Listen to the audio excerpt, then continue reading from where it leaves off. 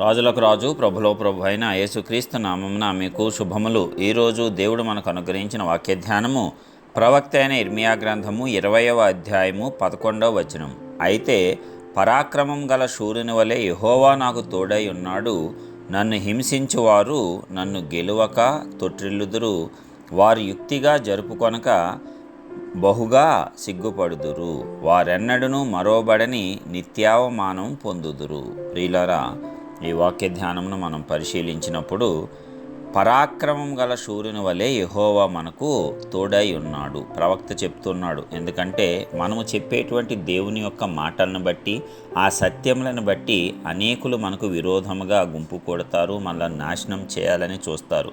అది ఈ లోకంలో జరుగుతుంది. మరి యేసు ప్రభువు వారికి కూడా అదే రీతిగా వారు చేయటం మనం చూస్తూ ఉన్నాం. సిలువకు ఎలాగా మరణానికి అప్పగించారో, అయితే లేఖనముల ప్రకారం ఆయన వెళ్ళవలసి ఉంది. అయితే వారు చేసిన విధానము వారి మీదకి ఉరిగా వచ్చి ఉన్నది కదా. అదే విధముగా మనము కూడా దేవుని యొక్క సువార్తను ప్రకటించేటప్పుడు వారు మనలకు అనేకమైనటువంటి హింసలకు గురి చేస్తారు. అనేకమైన ప్రణాళికలు మనకు వ్యతిరేకంగా వారు పన్నుతూ ఉంటారు.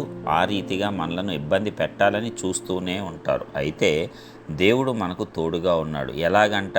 పరాక్రమం గల శూరుని వలె యెహోవా నాకు తోడై ఉన్నాడు. ప్రతి ఒక్కరూ కూడా దేవుని యొక్క పరిచర్యలో ఎవరైతే ఉంటున్నారో వారందరూ వ్యక్తిగతంగా ఈ వాగ్దానమును నమ్మవలసిందే, బలముగా దాన్ని స్వీకరించవలసిందే. ఎప్పుడైతే నీవు బలముగా దాన్ని స్వీకరిస్తావో దేవుడు నీ పక్షంన ఆ కార్యమును తప్పక నెరవేర్చే తీరుతాడు. కాబట్టి పరాక్రమం గల శూరుని వలె యెహోవా మనకు తోడుగా ఉన్నాడు. మనల్ని హింసించువారు మనల్ని గెలవరు, తొట్టిల్లుతారు. ఈ నిశ్చయత ప్రతి ఒక్కరిలో ఉన్నప్పుడు మనము దేనికి భయపడము. వారు పెట్టే హింసలకు కానీ, వారి యొక్క సూటిపోటి మాటలకు కానీ, కుట్ర కుతంత్రములకు కానీ మనము భయపడకుండా దేవుని యొక్క పరిచర్యను నిరాటంకంగా ముందుకు కొనసాగటానికి ఇలాంటి వాగ్దానములు మనకు ఎంతగానో అవసరం. ఎందుకంటే ఇవి చదువుతున్నప్పుడు మనకు బలం వస్తుంది, ధైర్యం వస్తుంది, భయాలన్నీ తొలగిపోయి దేవుడు ఒకరికి చేసిన వాడు అందరికీ చేయటానికి సమర్థుడే కదా. మరి ఇర్మియా అనేటువంటి ప్రవక్తను అలాగా కాపాడిన దేవుడు నిన్ను నన్ను కాపాడలేడా? ఎందుకంటే మనం చేస్తున్నది ప్రపంచంలోనే అత్యుత్తమైనటువంటి పని. అది దేవుని యొక్క పని. మరి ఆ పనిలో మనకు ఎన్ని ఆటంకాలు వచ్చినా పరాక్రమం గల శూరుని వలె యెహోవా నాకు తోడై ఉన్నాడని ప్రతి ఒక్క విశ్వాసి భావించాలి. నన్ను హింసించేవారు నన్ను గెలవక తొట్టిల్లుదురు అని నమ్మాలి.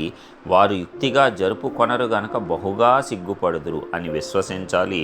వారెన్నడూ మరోబడిని నిత్యావమానం పొందుతారని నిరీక్షణ కలిగి మనము ధైర్యంగా ముందుకు సాగిపోతూ ఉండాలి. వీటి మీద నీవు కేంద్రీకరించినట్లయితే దేవుని యొక్క పరిచర్యను నీవు సరిగా చేయలేవు. ఎందుకంటే అపవాది ఇవే నీ యొక్క ఆలోచన తలంపుల్లో మాటి మాటికి అవి గుర్తు చేస్తూ నిన్ను బలహీనపరచాలి, దేవుని యొక్క సేవను ఆపివేయాలి నీ ద్వారా అని వాడు ప్రయత్నములు చేస్తూనే ఉంటాడు. కాబట్టి మనము వాటిని జయించుకుంటూ ముందుకు వెళ్ళాలి. అందుకే యేసయ్య చెప్పారు కదా, లోకములో మీకు శ్రమ కలుగును, అయినా భయపడకుడి, నేను లోకమును జయించి ఉన్నాను. అలాగే ఇంకా వచనాలతో మనల్ని బలపరుస్తూ ఉన్నాడు కదా, మీలో ఉన్నవాడు లోకంలో ఉన్నవానికంటే బలవంతుడు. మరి ఇలాంటివన్నీ మనం ప్రతిరోజు జ్ఞాపకం చేసుకుంట ద్వారా ఆ ధైర్యాన్ని పొందుకొని నిరాటంకంగా మన ఉత్తమమైనటువంటి దేవుని సేవను అత్యున్నతంగా చేయటానికి బలం తెచ్చుకొని ధైర్యంగా ముందుకు కొనసాగుతాము. ప్రభువు కృప మనందరికీ